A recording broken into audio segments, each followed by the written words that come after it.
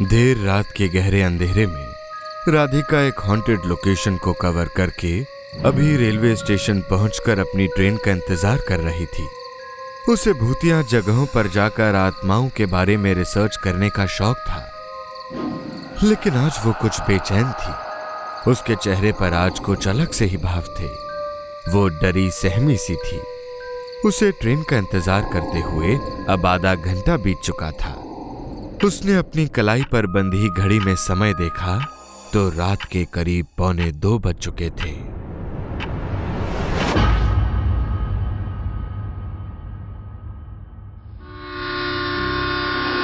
उसने जैसे ही नजर उठाई तो उसकी ट्रेन अब सामने प्लेटफॉर्म पर आ चुकी थी। वो ट्रेन में जाकर अपनी सीट पर बैठ गई।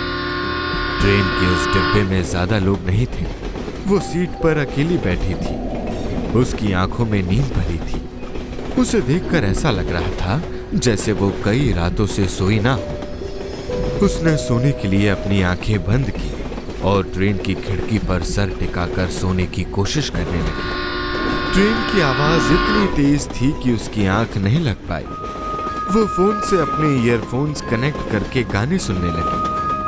अब उसके चेहरे के भाव कुछ शांत लग रहे थे कि तभी फोन में चल रहा गाना अचानक बंद हो गया और ईयरफोन से उसे किसी अजीब सी बुदबुदाने की आवाज आने लगी, जैसे कोई बड़ी ही धीमी और दबी सी आवाज में उसका नाम पुकार रहा है।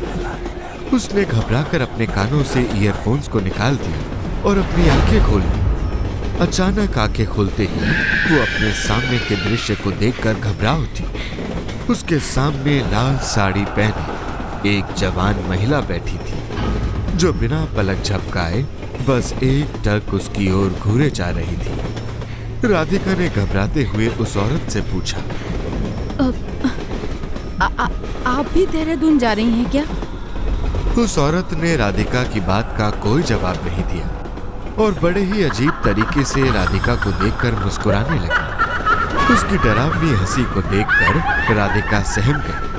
तभी उस औरत ने राधिका की तरफ अपने हाथ बढ़ाए। उसके हाथ बंद थे और उसके नाखून इतने गंदे थे मानो सालों से उसने उन्हें साफ नहीं किया हो। वो राधिका को देखते ही अपने हाथों को खोलने लगी। उसके हाथों में एक इंसानी दिल था जो अभी भी धड़क रहा था। राधिका बुरी तरह से कांप उठी। उस औरत के हाथ में रखे दिल से खून रिसकर नीचे ट्रेन के फ्लोर पर गिर रहा था। राधिका उस टपकते हुए खून को देख ही रही थी कि नीचे देखते हुए उसकी नजर उस औरत के पैरों पर पड़ी, जो उल्टे थे। राधिका ने सुना था कि चुड़ैलों के पैर हम आम इंसानों जैसे नहीं बल्कि उल्टे होते हैं। उसे देखकर उसके दिल की धड़कन तेज हो गई। उसके शरीर से पसीना छूटने लगा। वो बहुत डर चुकी थी कि तभी उस औरत ने उसका हाथ पकड़ लिया। डर के मारे राधिका जोर से चिल्लाई कि तभी उसकी नींद टूट गई। वो सपना देख रही थी। ये जानकर उसने चैन की सांस ली और सांस भरते हुए उसने आगे की तरफ देखा तो उसके होश उड़ गए। उसके सपने में आई वही औरत उससे 2 सीट आगे बैठी उसे घूर रही थी और उसी शैतानी हंसी के साथ हंसते हुए उसे देख रही थी। राधिका ने डर के मारे अपनी आंखें बंद कर ली कि तभी उसे टीटी की आवाज सुनाई दी, मैडम टिकट। उसने अपनी टिकट चेक कराने के लिए अपनी आंखें खोली तो वो औरत अब राधिका के सामने वाली सीट पर बैठी थी। राधिका घबराई और उसने अपनी टिकट टीटी को दिखाई। टीटी ने उसकी टिकट चेक की और वहां से चला गया। उसने उस औरत से टिकट के बारे में कुछ नहीं पूछा, क्योंकि शायद वो औरत सिर्फ राधिका को ही नजर आ रही थी। राधिका का अब डर से बुरा हाल हो चुका था। जिस औरत को उसने अभी कुछ देर पहले अपने भयानक सपने में देखा था, वही औरत अब उसके सामने बैठी थी। उसने उस औरत से नजरें चुराई और वो सहमी हुई अपनी आंखें बंद करके कुछ मंत्र बड़बड़ाने लगी। वो लगातार अपनी आंखें बंद किए वैसे ही उन मंत्रों को बड़बड़ाती रही।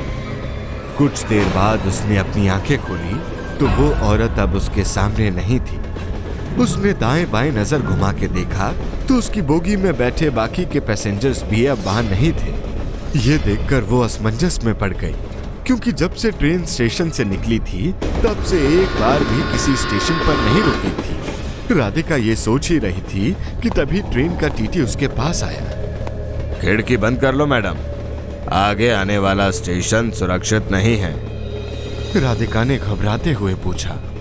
सुरक्षित नहीं है मतलब ऐसा क्या है आगे आने वाले स्टेशन में?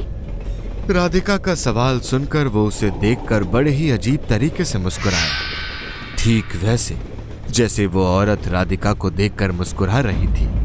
मुस्कुराते हुए उसने राधिका को जवाब देते हुए कहा, आत्माएं भटकती हैं मैडम जी यहाँ रात के टाइम।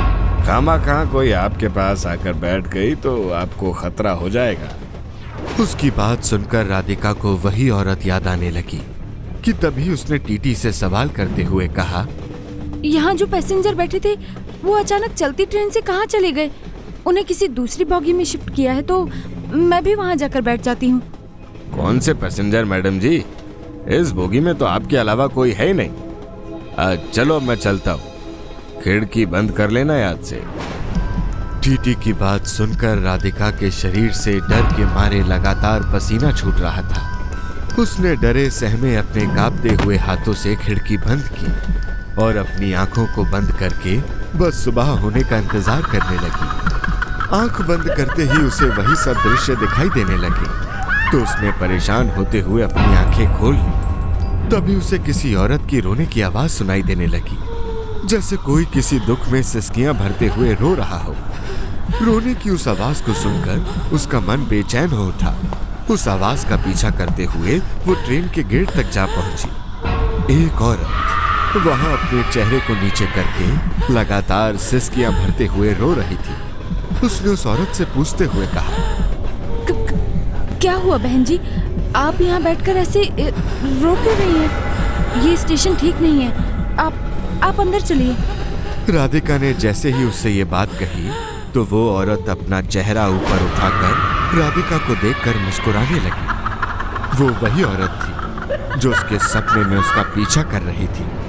राधिका घबराई हुई अपने कदम पीछे लेने लगी कि तभी उसे अपने पीछे किसी के होने का एहसास हुआ। उसके कानों के पास उसे एक ठंडी हवा महसूस हुई कि तभी उसे एक दबी सी आवाज सुनाई दी। क्या हुआ मैडम? मैंने कहा था ना, खिड़की बंद करके आराम से बैठ जाओ, अगला स्टेशन खतरे से खाली नहीं है। वो ट्रेन का टीटी था जो बड़ी अजीब सी आवाज में एक डरावनी हंसी के साथ राधिका को ये सब कह रहा था। राधिका अभी भी एक टक बस अपने सामने बैठी उस औरत को देखे जा रही थी कि तभी अचानक वो औरत उसकी नजरों से ओझल हो गई।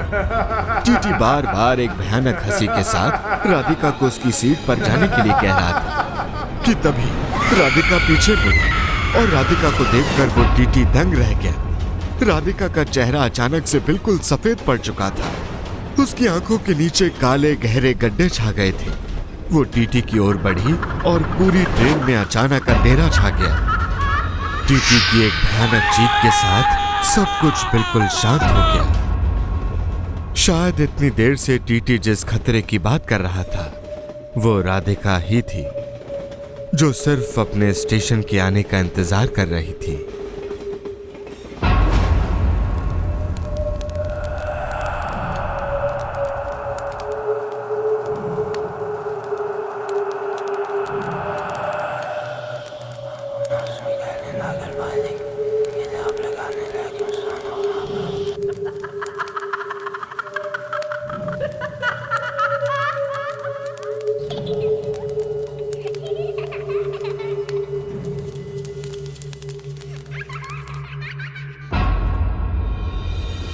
अगर आपको हमारे वीडियोस पसंद आ रहे हों तो इन्हें लाइक करें, चैनल सब्सक्राइब करें और हमारे कार्टून शो सबसे पहले देखने के लिए बेल आइकन दबाना ना भूलें।